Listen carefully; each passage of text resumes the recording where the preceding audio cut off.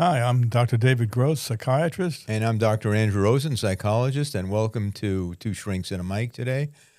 Today, our format's a little bit different. We have the privilege of having Dr. Alexandra Licata, who's a psychologist at our Center for Treatment of Anxiety and Mood Disorders, as well as the Children's Center for Psychiatry, Psychology, and Related Services. And we invited her here to talk about her experiences with mainly children and adolescents, because we don't really get a chance to talk much about that on our podcast. So this should be really interesting. So let me introduce Dr. Licata. Dr. Licata, welcome to the podcast. Can you tell us a little bit about you? Yes, thanks for having me. So a little bit about me. Boca Raton, born and raised in Boca Raton. I have a background in clinical psychology and a background in school psychology. Been working for the center for several years now. I would say right now I'm honing in on children and parents. A lot of my work centers around anxiety, depression, adolescence. But right now I'm really targeting a lot of parenting strategies and how I can help parents feel a little bit more empowered to support their children in the world today. There's a lot of things that come up when it comes to screen time or consequences or how to react in the moment or how to keep your parent calm or, what works and what doesn't. There's a lot of different style of parenting out there right now. So I think finding what works best for your family is really important, but also, getting back to basics right now I think is important for sure. Got to tell you that when I was in school, the school psychologist was a cop whose job was to break up fights. So I think the concept of a school psychologist may be relatively new to people. So could you tell us what does a school psychologist, because people may think that you're in a school all the time, which you're not, but I'm sure there are people in schools who function as social workers, et cetera. But what does a school psychologist tend to do in general? Yeah, so school psychology, it focuses a little bit on testing, evaluating kids. It also focuses on providing support in the classroom, pulling them out of the classroom. It also has a little bit of a niche in helping staff and administration understand how they can support the kids in school. A lot of administration's not trained specifically on behavioral techniques or strategies to support specific learning differences or neuro differences like anxiety, depression. So I guess as a school psychologist, your role is really to provide, those evaluations to test for, any strengths and weaknesses of kids, to help them get support in schools, help the staff understand how to support them, and help the kid better feel supported in the school environment, whether it's helping, breathing techniques or stepping out for a minute or a walk around the school with a supported, trusted adult. Just those little techniques can really go a long way, and helping the administration understand that is really helpful as well. There's a lot of data now that indicates that the incidence rate of psychological, behavioral, and psychiatric problems in children and adolescents is going through the roof. And, it's pretty evident that that's true, I think, nationally, maybe even internationally. Do you see any trends in that direction, and do you see any particular types of patterns that you've noticed in the practice, in our practice, private practice, that has become obvious to you? And then what maybe we could do is spend a few minutes speculating on how come this increase in diagnostics has occurred. Like with a bird's eye view, I would say there's a lot more anxiety I'm seeing, I would say. It's more intense. It's more generalized. I'm noticing a trend of a lot of children feeling less confident in themselves, less capable, more pressures. It's a different world we live in today. Right. So I would say I'm seeing a trend of anxiety start earlier and intensify through adolescence more so than I have before. Do you think the issue of social media plays a role there in making this world so different? I do. I really do. And when I'm talking with parents, I don't villainize the screens because I don't think it's the screens. as a whole. I really think it's, empowering parents to set limits, to continuously get involved in what they're watching. I think it has a lot to do with content, time frame, and also recognizing the signs of isolation and anxiety. How do we buffer this? One friend on the weekend, depending obviously in the community you live in and, the dynamics of the family, but buffering it with connection. Or if a child's really into a video game, sitting with the child for 20 minutes and asking them questions. So they're having that quality connection, but also doing something that they love. So changing the game around screens and not just completely removing them, I think is going to be helpful.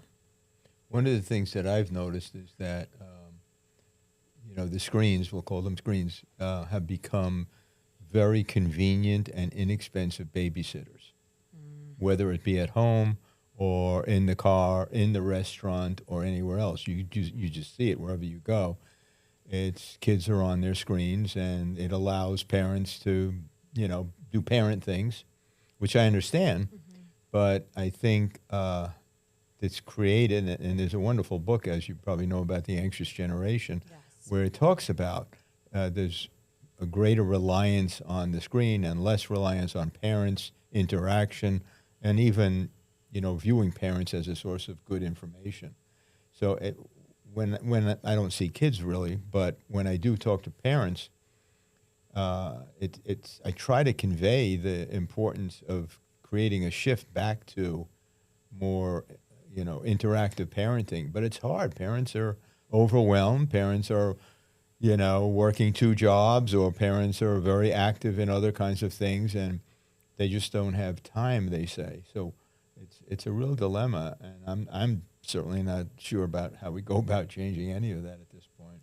It's become an electronic pacifier, but the difference is that pacifiers were used effectively when the kids are between, 1 and 2, but then you take the pacifier away. But the social media screens aren't taken away, and I've been concerned about the fact that kids can now get bullied in school and they can get bullied online. And that, I don't know if you've seen that in your experience, that the amount of bullying goes up because of that.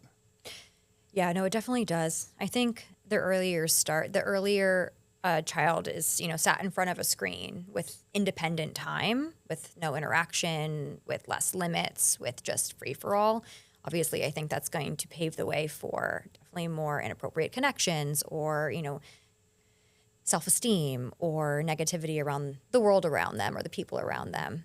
But I think as to your point, Dr. Rosen, what you were saying about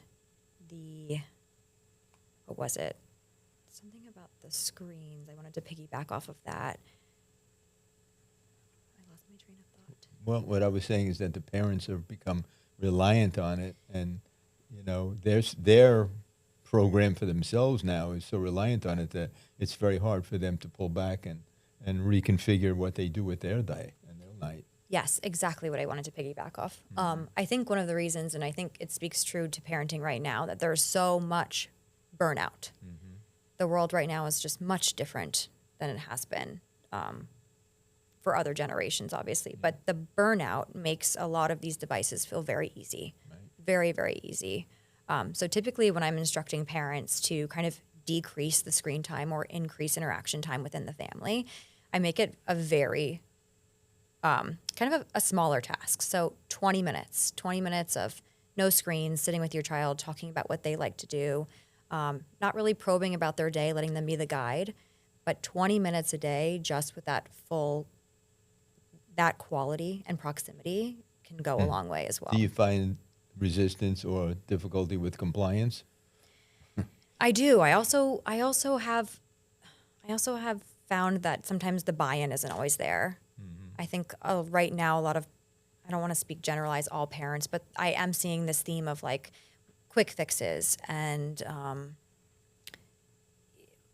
nothing's changing. This isn't helping. Right. Why am I still doing this type of thing? Right. So really getting their buy-in for like kind of rigid consistency is really tough right now, really tough. And I find myself emphasizing that so much. And then some of the parents that I do feel have like really honed in on that consistency are seeing these small changes, these moments of progress. I agree that the parents are more stressed than before, but I don't understand why. I mean, I don't know if it's because of the fact that people are exposed to tough news 24/7, but from my perspective as a parent, the world hasn't changed that much. Kids have changed a lot because of social media and the pressures to do well. But what do you any thoughts about why the burnout is occurring? I would say even for parents, it has a lot to do, just like you said, a lot of the information coming in. I think I'm seeing a lot of parents feeling less confident about their parenting. There's so much information about how to do it the right way, or this is the best way, or try this consequence, or gentle parenting. I think there's just an abundance of, am I doing it the right way? So empowering parents to really trust their instinct, rely on some information, appropriate information, and move forward and try things is. Way back when Dr. Spock was our Bible, and it made it easy because if you followed the book, that's all there was to it. But now, that's not the case. You know what I think is it's the concept of whoever dies with the most toys wins. I think our culture today is very much caught up in more, and lots of parents see other parents doing more, getting more, having greater expectations for what they're supposed to do with their lives and with their kids, and it just keeps fermenting and building and boiling, and they can't catch up with it, and so it's just there's no limit to the more, and that's very stressful when you're chasing your tail every day. There's no kitchen table anymore. Mm-hmm. Who sits? I've talked about it many times on the podcast. Nobody sits at the kitchen table with their kids anymore. They might as well get rid of the table. Yeah, no, that's a good point. I absolutely try to recommend once a week, even if it's a quick meal you're getting. Isn't that amazing? I know. Once a week. I know. I know. I'm like, I caught myself saying it out loud. I was like, oh, it doesn't sound great, but I appreciate the moments of progress that parents are willing to put in and see the efforts. Yeah. And it's not like moments of progress aren't measured in their children not feeling emotions. Moments of progress are measured in, your kid doesn't want to do your homework, so instead of throwing the pencil, they say, I need a break. Mm-hmm. Progress. Or you're leaving the park and it doesn't take 30 minutes for them to calm down, it takes 10.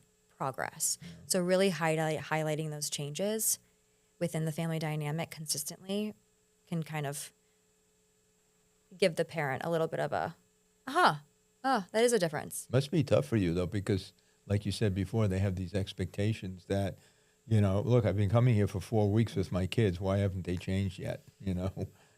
And they do. I know they pull them. They do. What about meds? Can we go with meds instead because what we're doing isn't working? Right. That kind of thing. How do you get the parents to buy in and agree that doing this work makes sense? That's a really good question. I feel like I've seen the most progress when, truthfully, I feel like they have obviously protective factors, they have the time to sit, they have the time to interact, they have, a community behind them. Obviously those things matter. I can't speak to every community, but what I see in our community is they have more protective factors. Also, back to basics, like the fit of the clinician, truthfully, when I am putting in all I can and I'm showing them, look, here's the science behind it. Here's what our progress looks like. And I'm showing them trend lines and they're seeing this data and they're seeing small changes and they're honing in on that. I do think that does make the difference. Sure. It's kind of more of like being on top of them. I think that really does make the difference. It's more work, but it does help them see a different perspective than that bubble they were in before. How frequently do they come in with the notion that they must have failed as a parent, and that's why the kid's having a problem and feeling guilty about the difficulties and, I'm a bad mother, I'm a bad father? I would say 75% of the time. So I guess half the battle in the beginning is to help them deal with that guilt and recognize that it may not be their fault and they can move forward in a positive way. It is. I'm seeing a lot of that lately, and I'm starting a lot of my discussions with parents really validating them and empowering them to be like, look, your instinct was right here. You were right here. This was the right. I know you don't like to see your child suffering, or they cried for an extra 40 minutes, or like just really validating that their instincts were actually, that's the right path. You did the right thing. Let's see let's see what happens next time when we intervene like that. Did they cry a little bit less? Did they come to you and voice, this is how I'm feeling. Those are all things like consistency and moments of progress. You know, I'm not a child psychiatrist, but every time I sit in on our meetings for the Children's Center, I'm amazed at how effective kids are in controlling the family. You know, Wow. they're expert at that, and you'd think it'd be a sophisticated, complicated process, but it really isn't. It's all conditioning. And I guess half the battle then is to have the parents regain the control. Yeah, that's actually a really good point. So a lot of times I am finding there is a lot of overthinking and overanalyzing. And I find myself being like, we're not going to make this a thing today. This is a behavior. We're going to respond and we're going to move forward. Sure. We're not going to rehash. We're going to make it a brief intervention. We're going to move forward with our day-to-day functioning. But I do find that I am having a lot of families that are so in the moment of these emotional expressions. And while I don't want to invalidate that, but typical functioning during the day, we have to learn to recover more quickly. We have to learn to be well adjusted, right? So when I have these parents that that are learning to like take a step back and be like, that was a behavior. I'm going to address this. I'm going to respond. And then we're going to move forward and see what happens next time. We're going to keep it consistent. It can really take kind of the personalization or emotional side of it out of it as much. One of the things that I've noticed and observed, you know, if I go back old school, there was little dialogue between parent and child. It was, this is what you need to do, and you better do it, you know. Yeah. And what I've observed now is this just such a other end of the continuum in that regard, where parents are using reasoning, conversation, logic, trying to help the child understand better what would be the better response, and on and on. And in some respects, over-empowering the child to make decisions that they're not capable of making. And, you know, that's very much reinforced in our culture now as well. Mm-hmm. You know, don't bully your child, so to speak. Let the child come up with it on their own. And I think that's gotten so overdone that it's really taken away a lot of the ability of a parent to enforce certain things. And then if they try to enforce it, it's usually done out of frustration, and then they feel guilty about it. Mm-hmm. So it's a vicious circle that way. How often do you actually work with the kids themselves in any of these things? Or is it primarily the parents? It's a mixture of both, for sure. I think I see a lot of kids that do have some weaker areas in their skills. So we really hone in on regulation and even just labeling.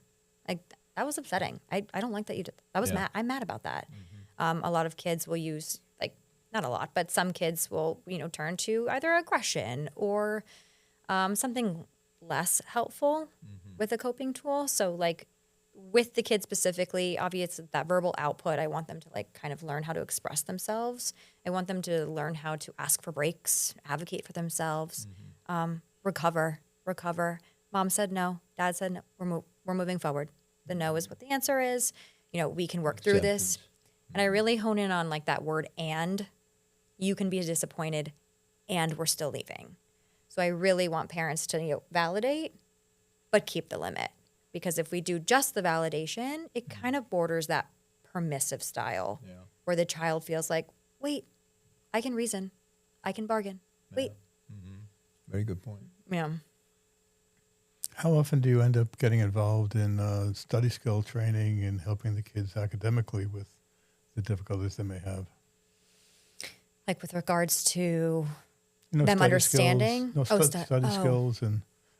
Or would you recommend they see get a tutor involved? And depends how intense it is. I think with my adolescents, where I see the anxiety kind of move into the executive functioning, we absolutely work on that. And the initiation of tasks and time management and honing on this word begin. I think with a lot of my anxious littles or adolescent kids, initiation is one of the biggest thing, and follow through. So we really work on skills for that. But yeah, it definitely ties in. It ties in. It's very hard for me to separate a child's anxiety from their school performance right now. I think there's a lot of pressure in our community as well. So, and we've talked in previous podcasts about what we've called pseudo ADHD. You know, where it's really the anxiety and the overthinking that gets in the way of focus and distractibility, and not true ADHD. And I'm sure you see that in kids as well. all the time. all the time. It's like a cloud. It's like a cloud that hovers. And I try to tell parents, when this cloud's hovering, it's really challenging for kids to showcase what they're capable of. Like with anything, like if you have this strong feeling and emotion that's blocking you from, editing your work or starting a new assignment or speaking in front of the class or raising your hand, like the kid's not able to showcase what they're actually capable of, especially if that cloud is dark enough. So really honing in on skills to get through that cloud and knowing that the cloud can change over time. Sometimes there's sun, sometimes there's lightning, and what we can do in those moments to change the weather of our anxiety can be helpful. I'm impressed that a lot of what you're talking about is helping teaching coping mechanisms, teaching, kind of what I talk about with adults very often, especially with anxiety. I say, look, your operating system needs to be replaced. We have a new operating system for you. And you're kind of like dealing with that as well by trying to say, look, the system you're using, both to the kids and to the parents, needs to be upgraded. Yeah. And so that requires you to be teaching a lot. I think a lot of people don't know, just like in our podcast, we've tried to communicate to people that a lot of times people don't know what to expect when they go see a mental health professional. They have no idea what they're going to get into. So we've tried to teach about what we do, whether it be, with medications or cognitive therapy or other kinds of therapy. But I bet you a lot of people don't know what a child psychologist does either, Yeah. And hearing what you're saying today is I look at the situation and I find things that need to be changed. I like the update metaphor. Yeah. I might steal that one. You got it. Yeah, I was like, your iOS has some bugs, so we need to fix it. The difference is it doesn't come at night automatically, Right. and it upgrades your computer automatically. Right. But that gets to the stigma of kids having difficulties where the parent thinks my child must be damaged or inferior or not as good. And I guess you've got to help them with that to begin with and back away from that kind of notion that my kid is damaged or ill or inferior to the other kids. Yes, and that brings up a good point. So I find that a lot of the times, at least for our community or what I can speak to is, when things do go out of control, when things get out of control I in use the the term house. kaflooey. Kaflooey, when parents yell or when there is a moment of dysregulation between the whole family or an object is thrown or they said something out of anger, I really hone in on the science behind repair. And that could be a moment of how I felt in that moment was valid. I wanted to tell you how I feel, but I absolutely did not need to yell at you for it. There were 3 sentences I could have taken out of it. Let's reset. And I really emphasized to parents that it does something to kind of, your being and to the child's being, knowing that we just went through something that's very human and very natural, obviously depending on the pattern. And we repaired it together. And then we reconnected and we moved on. So repair to me is very, very important in changing how we reflect back on what just happened in our family. I think parents frequently kind of get their buttons pushed and they lose it when they don't realize they can step back from it. The story I tell all the time is when my kids were 7 and 11, we had a little lake behind the house and they were outside and beginning to get into a big argument and I had a little inflatable raft in the back. And so my wife and I were out there and they were screaming and yelling and ready for us to get part of that. So both of us got into the raft and rowed away out in the lake. Both of them stopped arguing right away, looked at us dumbfounded, how could you do this to us? But that's the key. It is Not the key. let yourself get pulled into the turmoil and the nonsense. Taking things personal too, trying to just kind of see it. It's hard not to. It's your We're children, all it's your humans. family. We're humans. And giving yourself grace. I always tell my families too, space is grace. Take a moment, take a breath, reflect. It's hard when that brain's kicked in and all the adrenaline's going and the end of the day, frustration's built up, and et cetera, et cetera, et cetera. Right. Have the energy. So teach them how to step back from the brink and not react to it. I like what you said about repair, though, because I think what happens very often, whether it be in adults and or with adults and kids, it's it reaches a climax, then it's all right, that's it, go to bed. Right. And then the next day it starts as if either the day didn't happen or it just continues, but there's no repair. There's no what can we learn from this? Let's, not just brood or carry the resentments or something. Repair is something that's probably missing in all of us. Yeah, it's one of the skills I find to be pretty much weaker Yeah. than I expect. Very- But it's very common for things to snowball, and that it's kind of like a toxic pattern of like, I'll remember this for later, and then it comes back later. I'll remember this for later, and then you're like kind of tallying like where we are in that moment based on the previous conflict, and like it's really a pattern we want to get out of, and repair really Well, puts the wall. families have complicated dances, and they Yeah. keep doing the same dance over and over and over again. So it's hard to then learn a new way of doing it until you point it out to them that, yes, you can make a change, and why don't you try this and see what happens? Yeah, it's difficult. Repair can be difficult, especially when I'm talking to parents or adults. Sometimes I feel like there's a lot of shame, or they're not used to, coming forward right away and addressing a situation. It's more of like, let's move on, let's get over it type of thing. Problem is, if you two do too good a job, puts both of us out of business. They're good. Oh, no. There's not going to be any adults. It's fair. But, you That's know, okay. That's okay. That's fair. Okay, That's okay. I'll pull okay. it back a little bit. No, I'll pull in that's the ring. okay. We won't mind. Freud said there were 3 impossible professions. One was being a teacher.